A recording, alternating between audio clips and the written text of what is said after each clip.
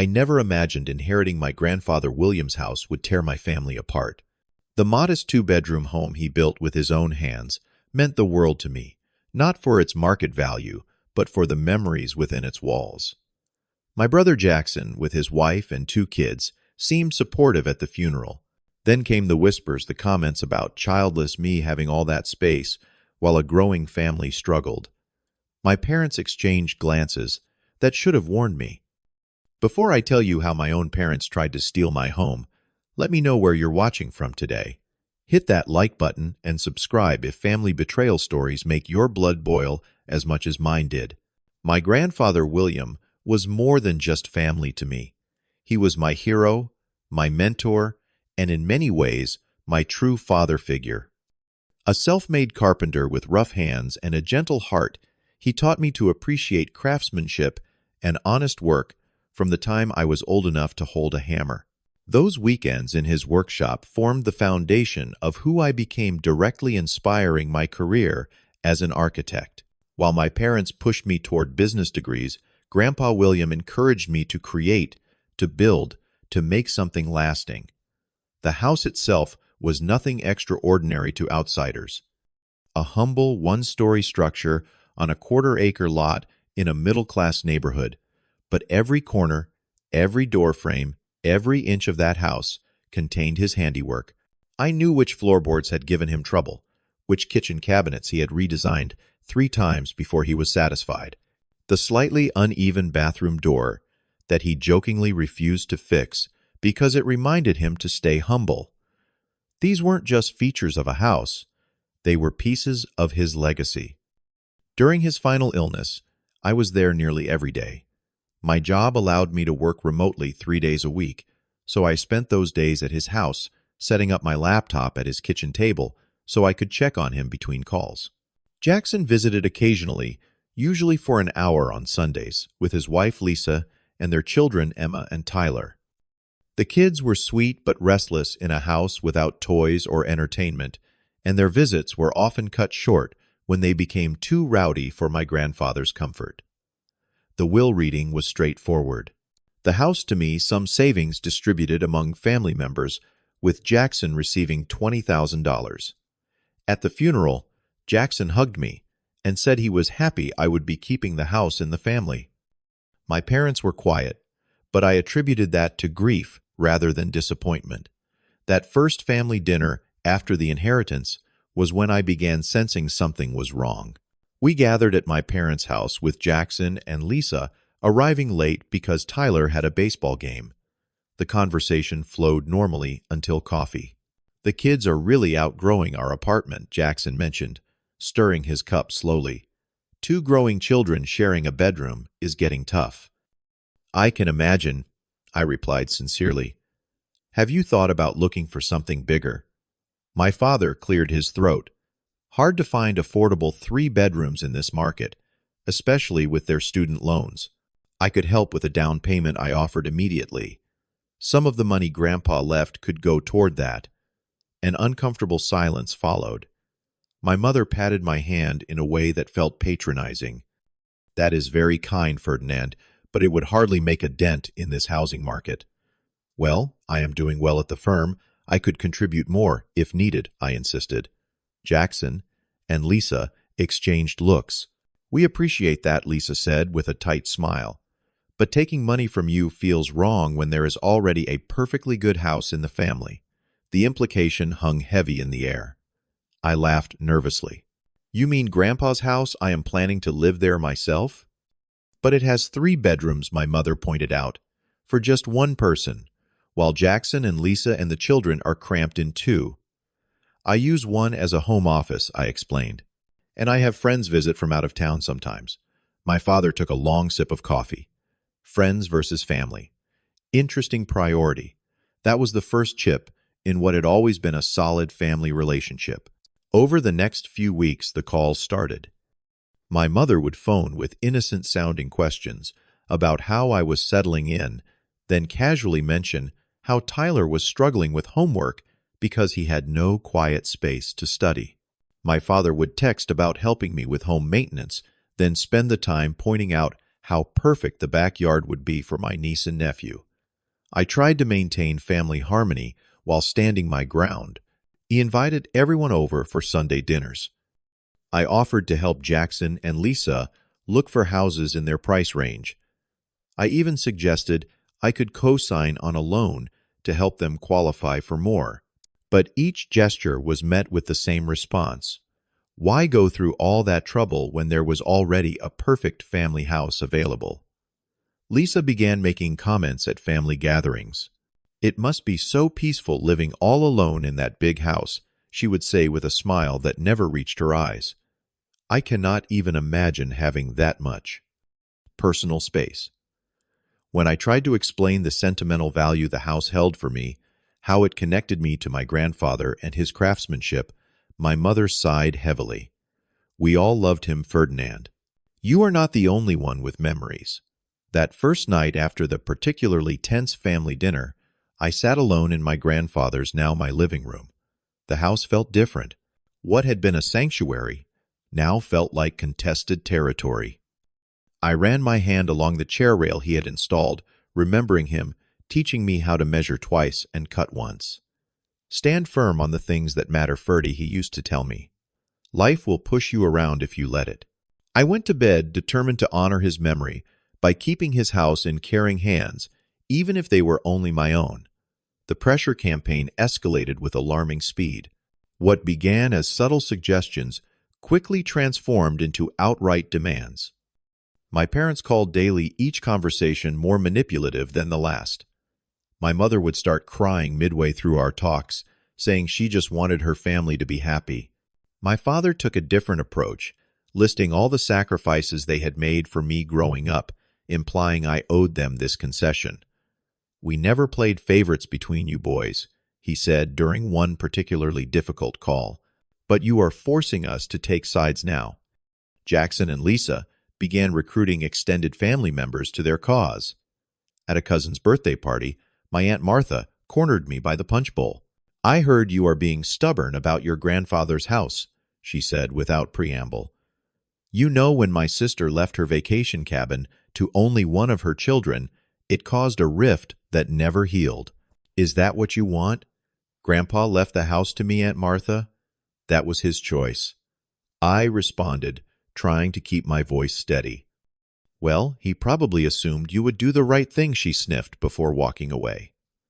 A week later, I received a notice from the Homeowners Association about a complaint filed regarding improper maintenance of my property. When I called to inquire about specifics, they mentioned someone had reported peeling paint and untrimmed bushes, neither of which was true.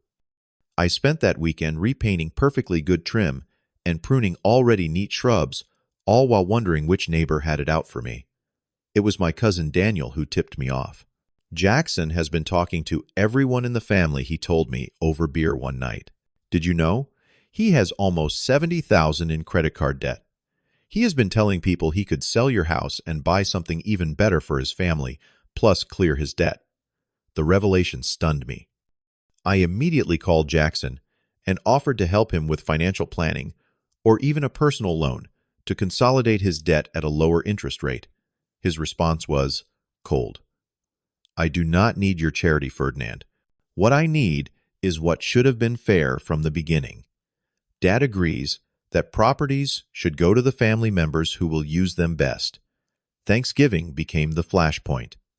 My mother had insisted we all gather at her house like a normal family, despite the growing tension.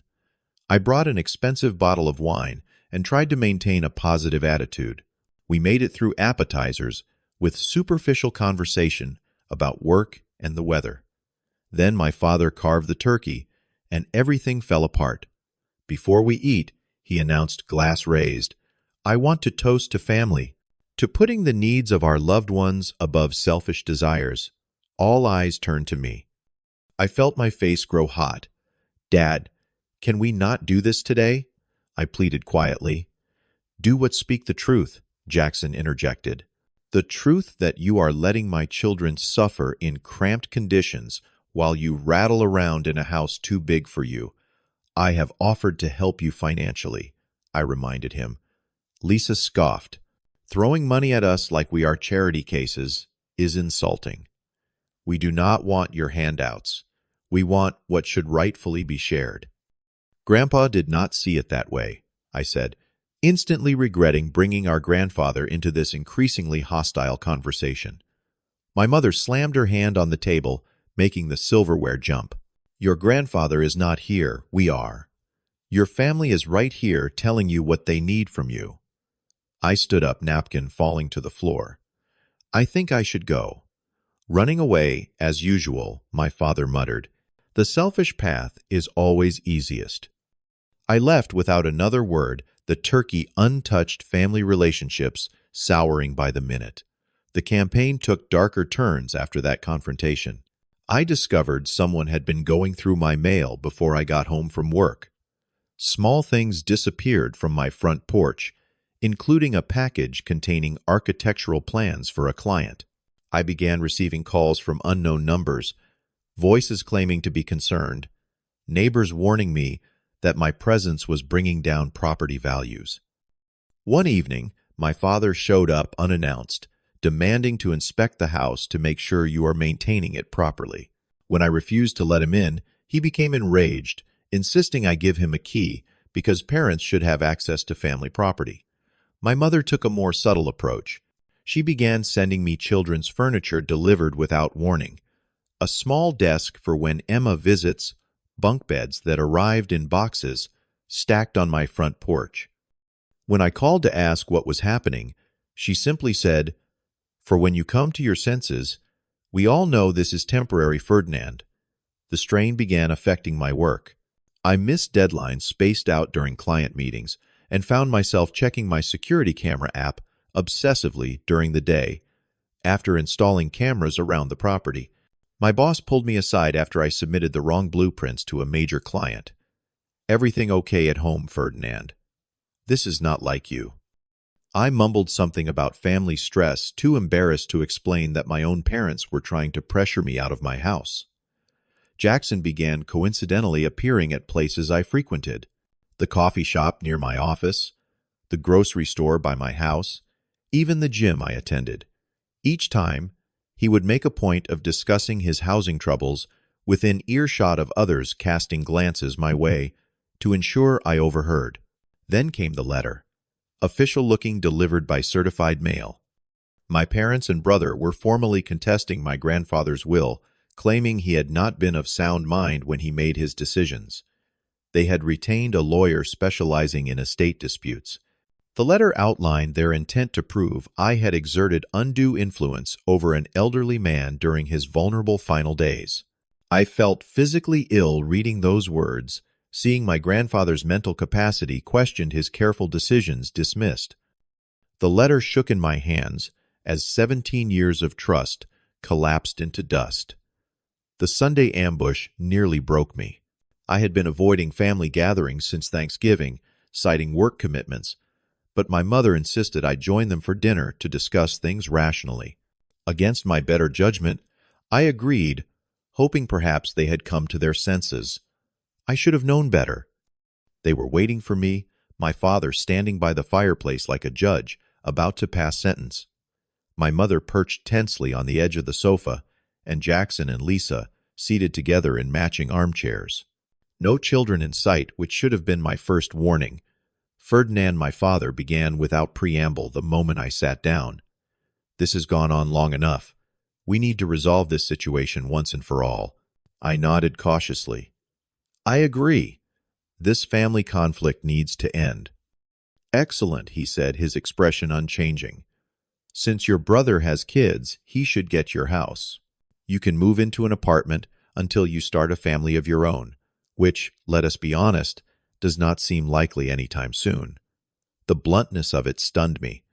Not even a pretense of discussion or compromise. "Dad, that house is legally mine. Grandpa wanted me to have it." "Your grandfather did not think through the implications," my mother interjected. "He was old, Ferdinand."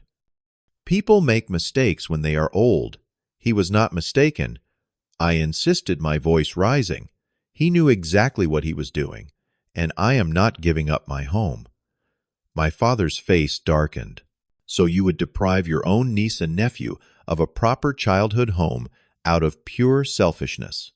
This is not about the children, I said, standing up. Jackson has admitted to having massive credit card debt.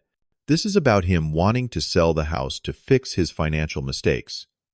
Lisa gasped dramatically. How dare you? We would never sell William's house. Enough, my father shouted, pointing his finger at me. This is not a request, Ferdinand. This is your family telling you what is going to happen. I headed for the door.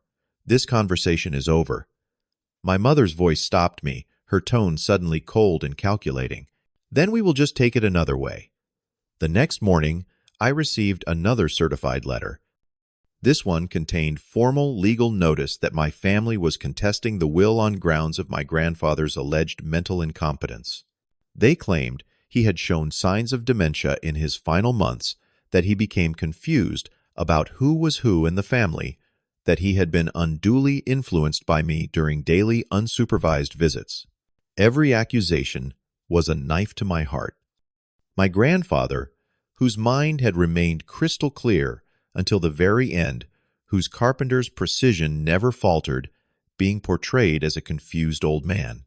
The loving hours I spent with him during his illness twisted into something manipulative and sinister.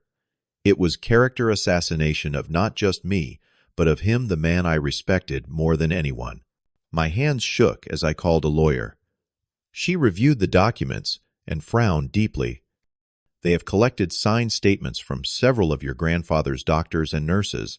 How would they have access to that information? The realization hit me like a physical blow. My brother, his wife Lisa, works at the hospital. She must have accessed records illegally.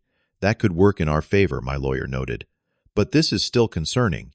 They have been methodically building this case for months, gathering testimonies from neighbors, collecting evidence. The following weeks revealed the full extent of the conspiracy. My parents had been spreading rumors throughout our extended family and neighborhood that I had manipulated my vulnerable grandfather, isolating him from other family members during his final days. They painted Jackson as the devoted grandson who brought his children to visit, despite being cruelly pushed away by me. They had systematically rewritten our family history, casting me as the villain who had swooped in at the end to steal a house that should have gone to the next generation of children. That narrative had spread so effectively that distant relatives I barely knew were sending me condemning messages on social media. My lawyer warned me the situation was precarious. They have created a compelling narrative. Judges often look favorably on families with young children in these situations, especially when there is a single person on the other side. We need to prepare for a difficult battle. Then came the anonymous tip. A cousin's wife, who felt uncomfortable with the whole scheme, called to warn me that my parents and Jackson had discussed having me temporarily committed for a psychiatric evaluation.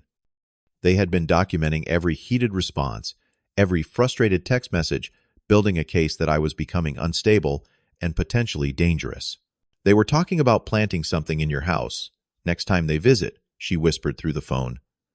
Be careful, Ferdinand.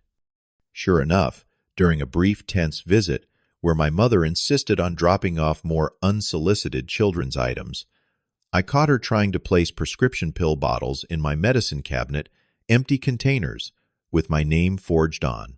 Labels. When confronted, she claimed to be just organizing things before leaving abruptly. The next blow came when I learned my niece and nephew were being coached to say they felt scared around Uncle Ferdinand because he acted strange and said mean things. Using children as pawns in this sick game was beyond anything I could have imagined from my own family. The hearing date was set. The evidence was mounted against me, a carefully crafted web of half-truths and outright lies. I sat alone in my grandfather's house, running my hands along the banister he had carved, feeling utterly defeated. For a moment, I considered surrendering, giving them the house just to end the pain, to stop the character assassination of both myself and my grandfather's memory. That night was my lowest point. Betrayed by the people who should have loved me most, facing the loss of not just a house, but my reputation and connection to my grandfather. I sat in his favorite chair by the window, where he used to watch the neighborhood children play, and wept for the first time since his death. Not for the house itself, but for the family I had lost in trying to keep it. The turning point came from an unexpected source. I had gone to the hardware store to replace a broken porch light, trying to keep up with home maintenance despite the emotional turmoil. An elderly man approached me in the lighting aisle, studying my face with curious intensity. "You are William's grandson. Are not you, Ferdinand?" I nodded cautiously, wary of strangers after months of neighborhood gossip. "Thomas Jenkins," he said, extending a weathered hand. "I worked with your grandfather for 30 years at the construction company. I would recognize those eyes anywhere, same as his." We talked for an hour in the store's small coffee corner, Thomas sharing stories about my grandfather I had never heard about their early days framing houses together. As we were about to part ways, he fixed me with a serious look. "William mentioned the family might give you trouble over the house. He was sharper than people gave him credit for. Saw the way your brother watched the property like a hawk circling. Said if things went sideways, I should tell you to check behind the attic access panel. Said you would know which one." My grandfather had built several access panels throughout the house for maintenance, but there was one in particular he had shown me a clever hidden compartment behind what appeared to be a standard attic entrance. For important papers, he had winked when showing it to me years ago. Sometimes family are the ones you need to hide things from.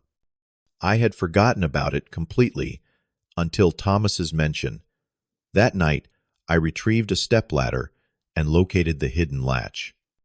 Inside was a fireproof document box containing 3 crucial items: a recorded video statement of my grandfather explaining his sound mind and explicit wishes regarding his property, notarized documents confirming his mental competence, signed by his primary physician just 2 weeks before the will signing, and a detailed journal documenting his reasoning for each bequest. The journal entries were particularly revealing. "Jackson has never appreciated the craftsmanship of this home," one entry read. "He has repeatedly suggested I sell it and move to an apartment to free up cash he could borrow. Ferdinand sees what I built here. He will preserve not just the structure, but the spirit in which it was made." Another entry documented conversations where Jackson had explicitly stated he would likely sell the house if he ever got possession of it. My grandfather had written, "A home is not just an asset to liquidate when convenient. Ferdinand understands this in his bones. The others see only dollar signs." Armed with this evidence, I contacted my lawyer immediately. She was cautiously optimistic, but warned me the battle ahead would still be difficult. "They have invested too much in this narrative to back down easily. This will get uglier before it gets better." She was right. When presented with the new evidence, my family doubled down. They claimed the videos were edited, the documents forged, the journal written under my influence, but their case was unraveling. The doctor whose signature they had somehow obtained for their mental incompetence claim was alarmed to discover how his assessment had been misrepresented and filed an affidavit clarifying his position. Several nurses came forward to confirm my grandfather's mental clarity during his final months. I also reached out to my grandfather's wide circle of friends, many of whom I had lost touch with after his death. They rallied around me, providing statements about his consistent wishes regarding the house and his sound decision-making until the end. His old poker group fellow carpenters, even his barber of 20 years, came forward with stories that painted a picture of a man who knew exactly what he wanted for his legacy. The courtroom confrontation was both devastating and liberating. Seeing my family on the opposite side of the room still committed to their fabricated narrative, despite mounting evidence to the contrary, finalized the break between us. My mother would not meet my eyes. My father stared straight ahead, with clenched jaws. Jackson whispered constantly to their lawyer, his expression growing more desperate as our case unfolded. When the judge reviewed the video statement, the entire courtroom fell silent, hearing my grandfather's clear voice, explaining precisely why he had left his house to me. Ferdinand is the only one who ever asked about how this house was built, not what it was worth, he stated firmly. The others see property. He sees my life's work. The ruling came down firmly in my favor, with the judge adding a rare personal rebuke to my family for their transparent attempt to manipulate the court with falsified claims of mental incompetence. He ordered them to pay my legal fees and warned that further harassment could result in restraining orders. Outside the courthouse, my father attempted one last angry confrontation, but I simply walked away. That evening, alone in the house that was now uncontestably mine, I made a series of decisions that would reshape my life. I would maintain permanent boundaries with the family members who had tried to destroy my reputation and dishonor my grandfather's memory. I would surround myself instead with people who valued integrity over property. I began the healing process by renovating the house, not to change my grandfather's work, but to enhance and preserve it. I refinished the hardwood floors he had installed, carefully matching his techniques. I expanded his workshop in the garage, filling it with both his old tools and new ones that would have made him smile. Each project became a form of therapy, connecting me to him while building my own future. With my architecture background, I established a small scholarship at the local trade school for aspiring carpenters, named in my grandfather's honor. The first recipient was a young woman whose dedication to craftsmanship reminded me of the stories Thomas had told about my grandfather's early career. The hardest part was the journey to forgiveness, not for their sake, but for my own peace. I did not allow them back into my life, maintaining the boundaries necessary for my well-being, but I gradually released the anger that had been consuming me. As my grandfather often said, carrying hatred is like drinking poison and waiting for the other person to die. I found my chosen family among friends, colleagues, and my grandfather's old companions who shared stories and kept his memory alive without the toxic dynamics of my biological relatives. I hosted dinners in the home he built, filling it with laughter and appreciation for the craftsmanship surrounding us. The greatest lesson I learned through this ordeal was not about property rights or legal battles, but about having the courage to stand firm when pressured to abandon your principles. My grandfather had not just left me a house, he had modeled the integrity I needed to protect it. The true inheritance was not the structure itself, but the strength to honor promises and respect the wishes of those we have lost. Have you ever had to stand firm against pressure from the people who should have supported you? How did you find the strength to stay true to your values when everyone was pushing you to compromise? Leave your story in the comments below, as sharing our experiences helps us all feel less alone in these difficult family situations. If this story resonated with you, please hit that like button and subscribe to hear more real-life experiences about finding your own path. And if you know someone struggling with family pressure right now, share this video with them as a reminder that sometimes standing your ground is the most loving choice you can make, both for yourself and for those whose memory you protect. Thank you for listening, and remember, the family you choose can be as meaningful as the family you were born into.